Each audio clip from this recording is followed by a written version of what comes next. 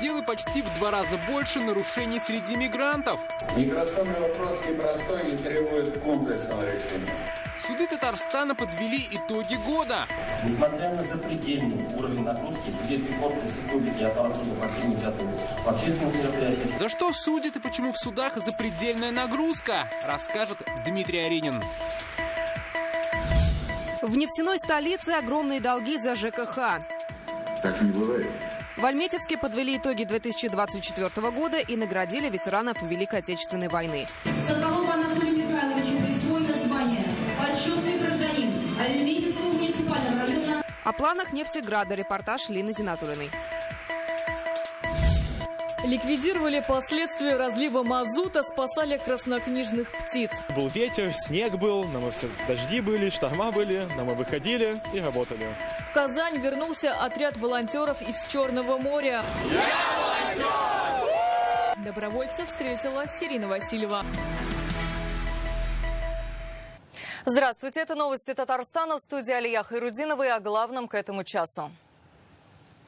Сегодня Казань посетил заместитель председателя Совета безопасности России Дмитрий Медведев. В аэропорту его встретил Рустам Минниханов и полпред президента в округе Игорь Комаров. Программа пребывания началась с возложения цветов к мемориалу памяти павшим в годы Великой Отечественной войны. На базе порохового завода Дмитрий Медведев провел совещание по реализации инвестпроектов по наращиванию производственных мощностей оборонно-промышленного комплекса. Безопасность сегодня одна из главных задач страны. За ночь в России перехватили 9 украинских дронов. Их сбили над Черным морем, Брянской и Тульской областями. Один из них был уничтожен в небе над республикой. Об этом сообщило Министерство обороны страны. Пока работала ПВО, Росавиация закрыла аэропорты Казани и Нижнекамска. Воздушные гавани не принимали и не выпускали самолеты. Ограничения сняли в 8 утра. За это время на запасные аэродромы ушли 2 лайнера. Более 6 миллионов пассажиров обслужили аэропорты Татарстана в 2024-м. Это на 4% больше, чем годом ранее. Расширилась и маршрутная сеть. 97 направлений, из них 52 внутренних и 45 международных. Больше всего пассажиров приняла столичная воздушная гавань имени Габдуллы Тукая – 5 миллионов. По итогам прошлого года она получила премию «Воздушные ворота России» и стала лучшей в стране. В ближайшее время у некоторых авиакомпаний появятся новые направления полетов и увеличится количество субсидированных билетов. Очень морозная погода установилась на этой неделе в Татарстане. Сегодня утром жители Казани стали свидетелями оптического явления гало. Оно появляется в безоблачную погоду при низкой температуре и высокой влажности. Имеет форму круга и создает свечение вокруг Солнца. В эти дни в некоторых районах ночью и утром температура опускается до минус 24. Это на 9 градусов ниже климатической нормы. Также будет и в ближайшие дни. О существенном похолодании в Поволжье сообщил научный руководитель гидрометцентра страны Роман Вильфанд. МЧС распространила экстренную информацию. Предстоящей ночью в некоторых районах республики столбики термометра опустятся до минус 25. Местами ожидается сильный туман. Днем температура не поднимется выше 12 градусов. Сегодня в Казани с Краснодарского края вернулся отряд татарстанских волонтеров. 2 недели студенты ликвидировали последствия разлива мазута в Черном море. 35 ребят из вузов Казани, Набережных Челнов, Нижнекамска и Мамадыша очищали песок, спасали птиц, в том числе краснокнижных. Отряд сформировали при поддержке Рустама Минниханова. Напомним, в результате крушения танкеров с мазутом пострадала вся фауна Краснодарского края. Сейчас на месте в режиме нон-стоп работают добровольцы со всей страны. С отрядом активистов встретилась Ирина Васильева.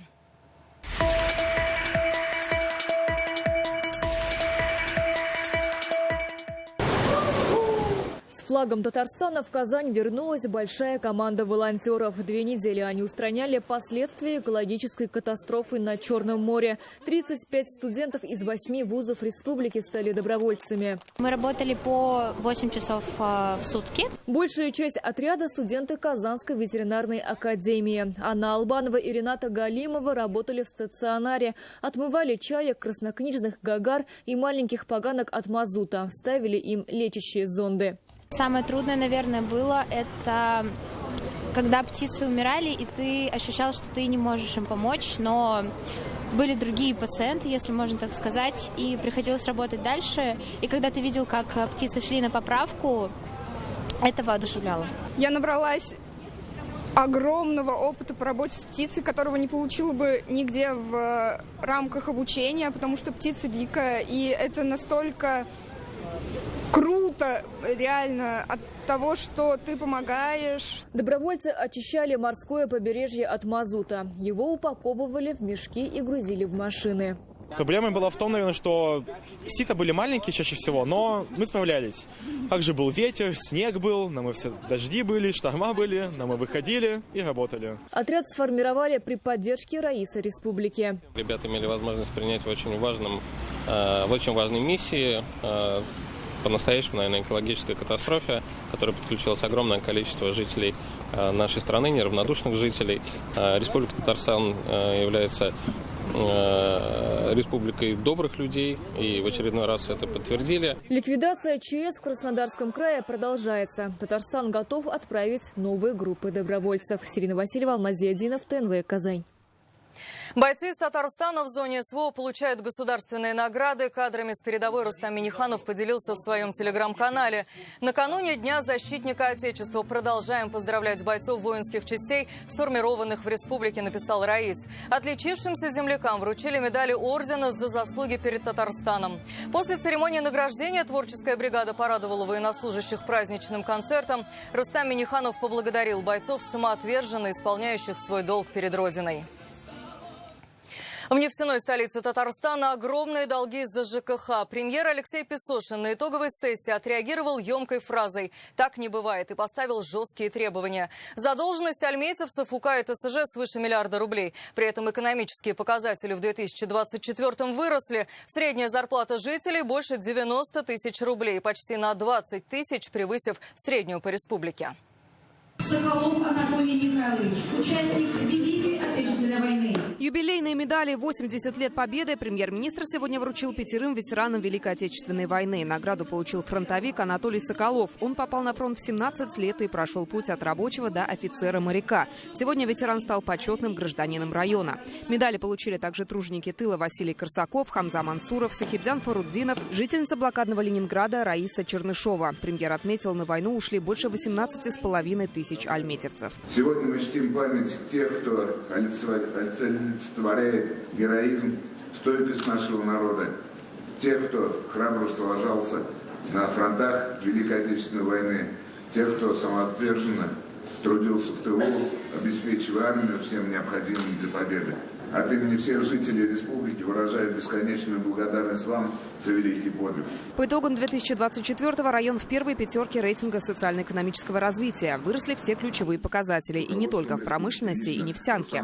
Развитие промышленных парков, рост числа занятых в сегменте малого и среднего бизнеса, увеличение количества предпринимателей на маркетплейсах – все это способствует укреплению экономики района и создает уверенность в повышении качества жизни населения. Средняя зарплата выросла на 16% и составила почти 91 тысячу рублей. Вместе с тем 19 предприятий платили ниже МРОТ. Премьер поручил ввести целенаправленную работу по повышению доходов жителей. Особое внимание многодетным. Еще один больной вопрос – долги за ЖКХ. Задолженность альметьевцев – 372 миллиона рублей, а управляющих компаний и ТСЖ больше 740 миллионов. Премьер обратился к руководству Госжилинспекции. Так не бывает. Александр Васильевич, я прошу вас здесь объединяющее усилие сделать. Посмотрите тарифные источники вместе с тарифным комитетом. Посмотрите платежную дисциплину.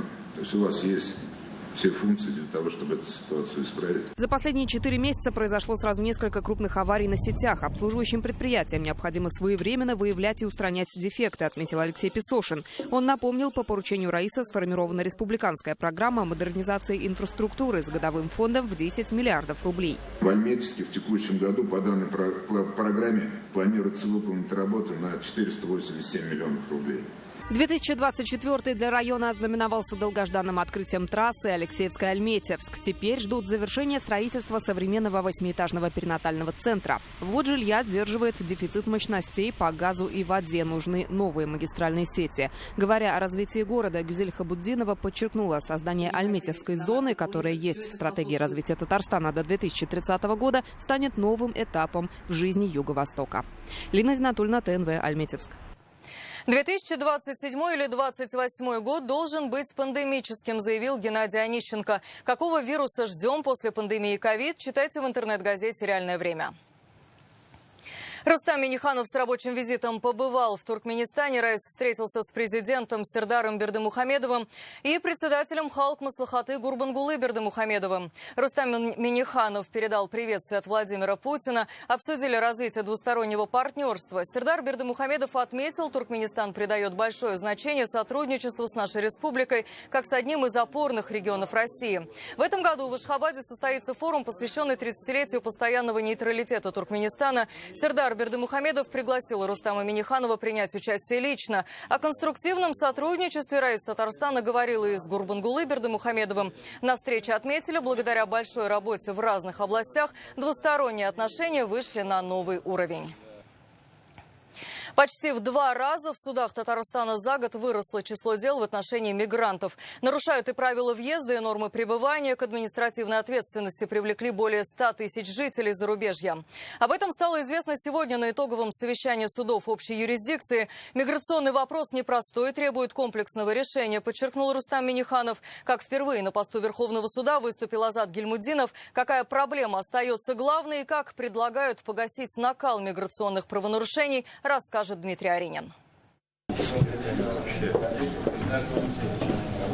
Рустама Минниханова судьи встречают стоя. В президиуме по правую руку от Раиса Азат Гильмудинов. В качестве председателя Верховного суда Татарстана это его первое итоговое совещание. Доклад изобиловал цифрами и нерешенными проблемами. Было достаточно и самокритики. За год суды республики рассмотрели более 1 миллиона дел. Число уголовных немного сократилось. Меньше людей отправились в колонии. В основном судили за кражи, наркотики, ДТП. Почти в 2 раза выросло число дел в отношении мигрантов. На 82% увеличилось количество дел, возникающих в связи с нарушением иностранным гражданином или лицом без гражданства правил въезда в Российскую Федерацию, либо режима пребывания в Российской Федерации.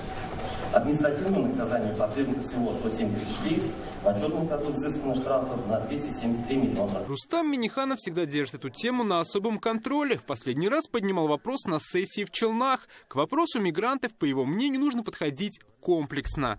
Миграционный вопрос непростой и требует комплексного решения. В республике эта работа ведется. Государственные органы необходимые усилия, профилактические меры направлены на недопущение правонарушения в будущем. Раис республики призвал суды внимательно относиться к делам в отношении участников СВО.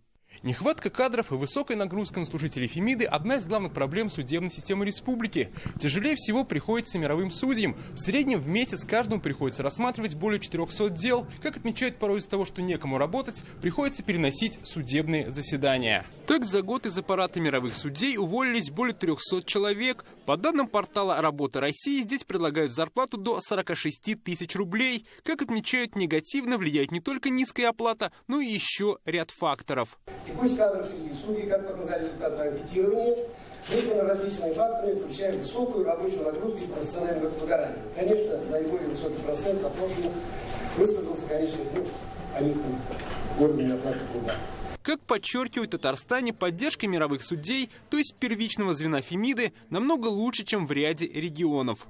Результативность деятельности мировой юстиции Татарстана всегда обеспечивалась последовательной и неуклонной поддержкой Раиса Республики Рустама Маргариевича Минниханова, за что мы выражаем особые слова благодарности. Далеко не во всех регионах оказывается такая поддержка мировой юстиции. Снизить нагрузку на судебную систему призваны ряд мер. Теперь подать заявление в мировой суд можно через портал госуслуг. Республика первой в стране апробирует судебные заседания онлайн. В ноябре вступит в силу федеральный закон, по которому взыскивать долги по налогам будут без суда. По поручению президента страны, правительства Российской Федерации подготовлен проект федерального закона о судебном взыскании налоговой задолженности физических лиц. Его принятие также поддержано нашей республикой. Мы рассчитываем, что данный федеральный закон поможет снизить нагрузку на судей. Рустам Минниханов подчеркнул, люди ждут от судей оперативных и справедливых решений. И, конечно, нужно делать все возможное, чтобы Фемида соответствовала этим запросам. У нас очень системная работа и по мировым судьям. вот Илья Михайлович сказал, планы и по укреплению материальной базы, также поддержка, значит, Верховного суда России, значит, по информационным технологиям, по капитальному строительству. Наша задача создать достойные условия для работы наших судей. И, конечно же, каждый, кто обращается, он ждет оперативного реагирования, а потом уже справедливое решение. Сначала даже оперативность. Поэтому здесь, конечно, у нас серьезной юридической школы, вопрос профессионализма не существует. Я считаю, что очень достойный судейский корпус. Но наша главная задача вместе с федеральными службами решить те вопросы, которые сегодня перед нами стоят. Раис республики поблагодарил судей за работу и вручил государственные награды.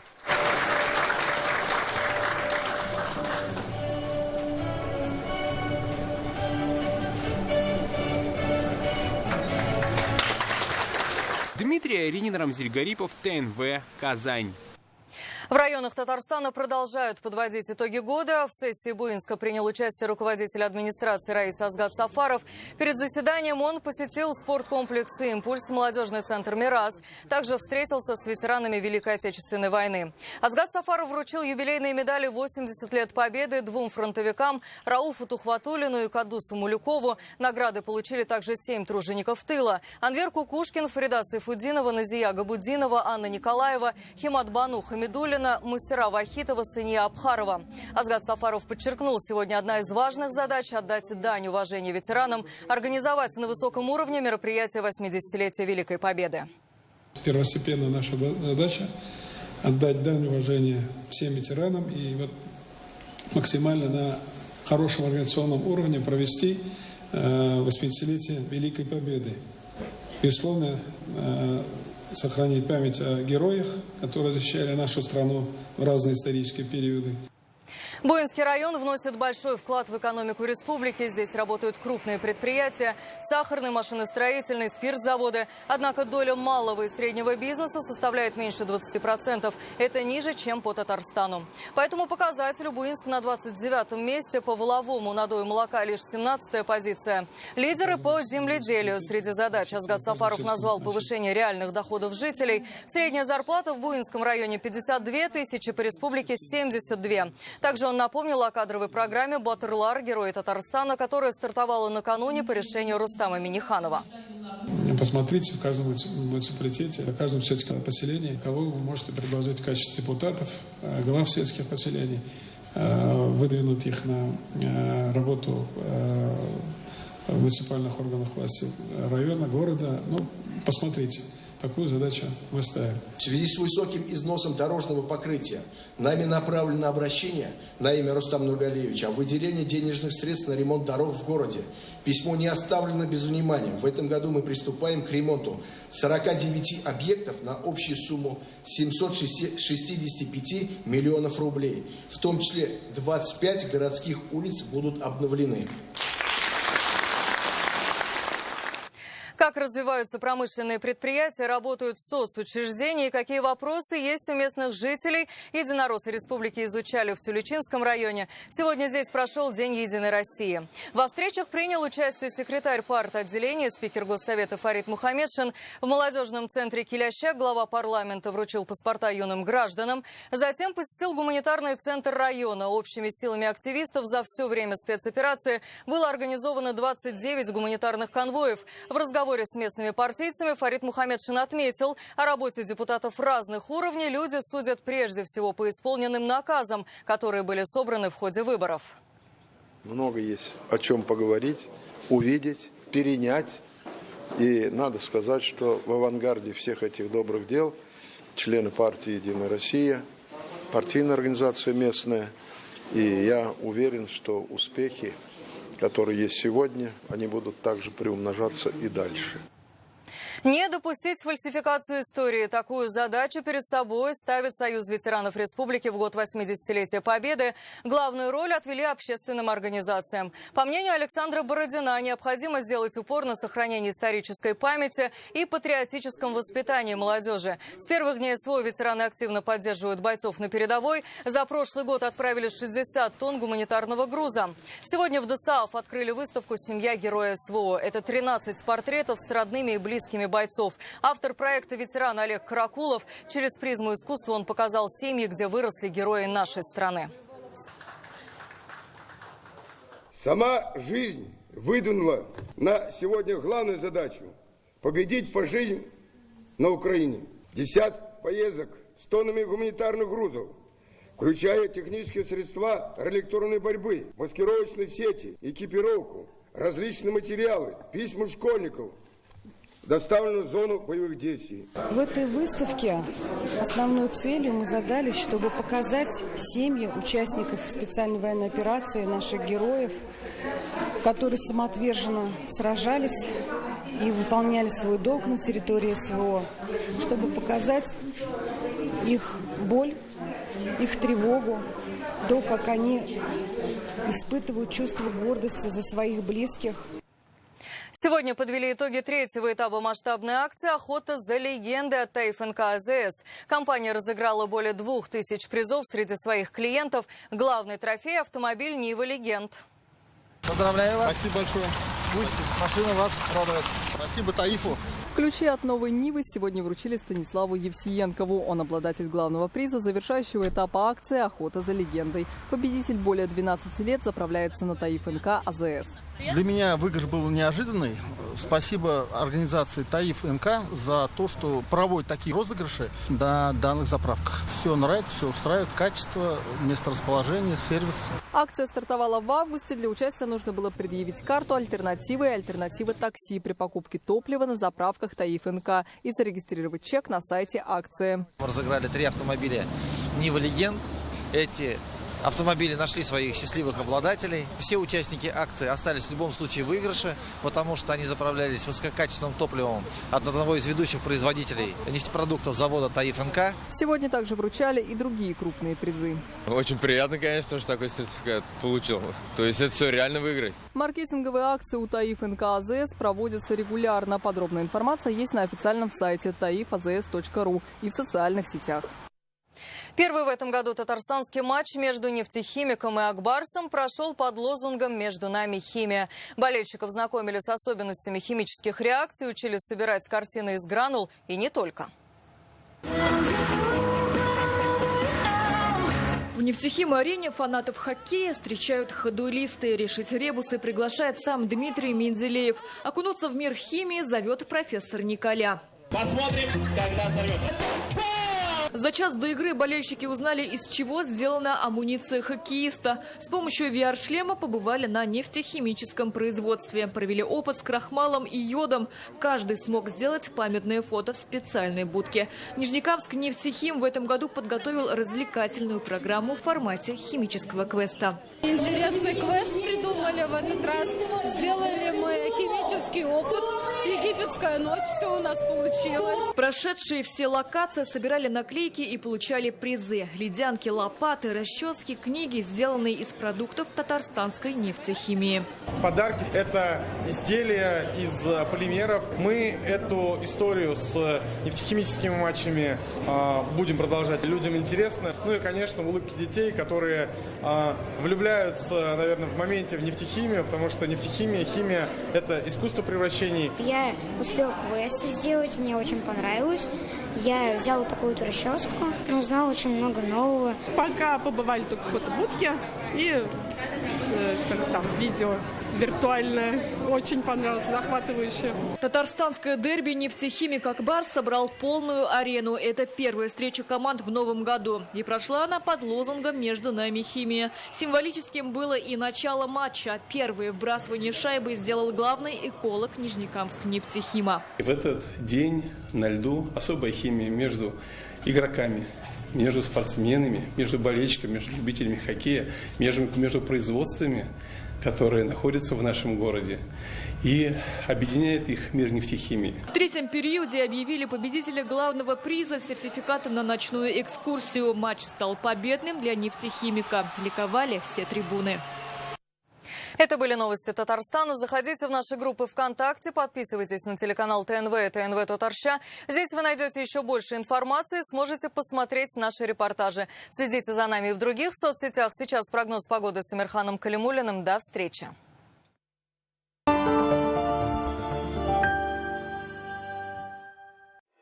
В нашей сети клиник Аджибадем мы встречаем пациентов со всего мира на их родном языке и предлагаем новейшие технологии, медицинский опыт и гостеприимство на уровне 5 звезд. Аджибадем Аташехир в Турции к вашим услугам для достижения превосходных медицинских результатов в онкологии, хирургии головного мозга, кардиохирургии, экстракорпоральном оплодотворении и педиатрии. Наш взгляд устремлен в будущее. Простуда, грипп и ковид могут начинаться одинаково, а переносятся по-разному. Суперцены и скидка 10% на контрольный анализ в гемотест. Хотите оставить детям наследие, а не долги? Инвестиции с финансовым домом «Амаль» помогут. Звоните по номеру на экране. 3 этажа волшебства. Зеркальные миры. Волшебный лес. Неповторимый супермаркет с забавными товарами и многое другое ждет вас во дворце впечатлений. Здравствуйте. Мне по списку. Клубную карту дай. Отличная новость! Клубная карта со всеми выгодами теперь в мобильном приложении farmland.ru. Установите приложение и получите промокод на 500 рублей. С 19 по 23 февраля во Дворце спорта выставка «Шик и шарм». Приходите за покупками. Это будет незабываемая встреча, и она ждет только тебя. Удивительная история в Казанском цирке с 22 февраля.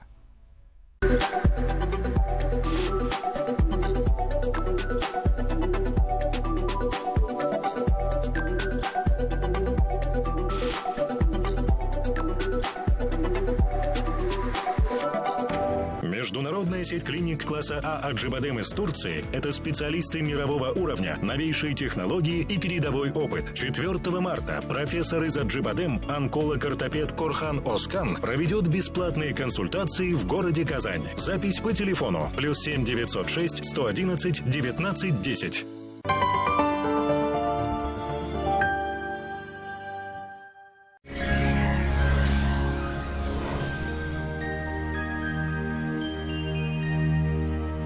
Здравствуйте! С погодой на 20 февраля познакомлю вас я, Амирхан Калимуллин. В предстоящие сутки Татарстан будет располагаться под влиянием поля повышенного атмосферного давления. Подробнее после полезной информации. Кухня или шкаф-купе по индивидуальным размерам. Данил Мастер учтет все ваши пожелания. Узнайте подробности и записывайтесь на замер по телефону 2 167 166 или приходите по адресу Казань, Восстание 23. По данным сервиса Яндекс.Погода, в Арске, Богатых Сабах и Высокой горе будет пасмурная погода, без осадков. Температура днем 9-11, ночью 15-18 градусов мороза. В Буинске, Кайвицах и Апастово облачно, осадков не ожидается. Температура днем -9-10, ночью -15-18 градусов. В Чистополе, Аксубаево и Мамадыше ожидается облачная погода, без осадков. Температура днем 10-11, ночью 14-20 градусов ниже нуля. В Нижнекамске, Актаныше и Сарманово переменная облачность, без осадков. Температура днем -10-12, ночью -17-22 градуса. В Альметьевске, Бугульме и Лениногорске будет облачно, местами с прояснениями, без осадков. Температура днем 10-12, ночью 19-23 градуса со знаком минус.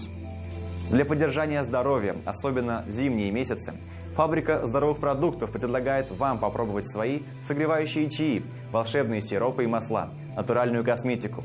И вся эта продукция наша, родная, из Лаишева. Приобрести продукцию можно по QR-коду на экране. В туристических городах республики характер погоды похожий. В Свияжске днем 9, ночью 16 градусов ниже нуля. Будет облачно, осадков не прогнозируют. В Болгорах переменная облачность, без осадков. Температура днем 9, ночью 15 градусов мороза. В Елабуге облачно с прояснениями, без осадков. Днем минус 10, ночью минус 19 градусов.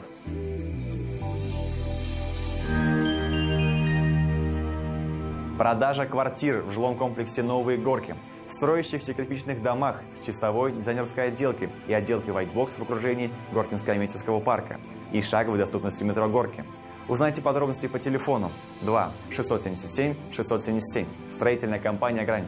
Квартиры с чистовой отделкой для тех, кто выбирает жизнь в новом формате. Жилой комплекс «Город-парк. Новые Горки». 2 677 677.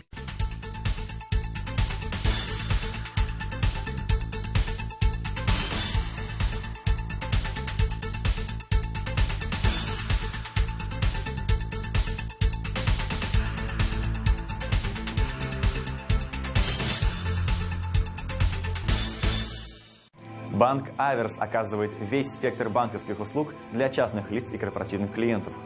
Для бизнеса банк предлагает услуги по расчетно-кассовому обслуживанию, кредитованию, банковские гарантии и продукты с возможностью эффективно размещать свободные денежные средства. В Казани будет облачно, осадков не обещают. Температура днем 9, ночью 14 градусов мороза. Атмосферное давление высокое, оно составит 766 мм ртутного столба. Ветер южный около 2 метров в секунду. Влажность 76%. Магнитное поле Земли спокойное. Это все о погоде. Берегите свое здоровье. Хорошего вам настроения.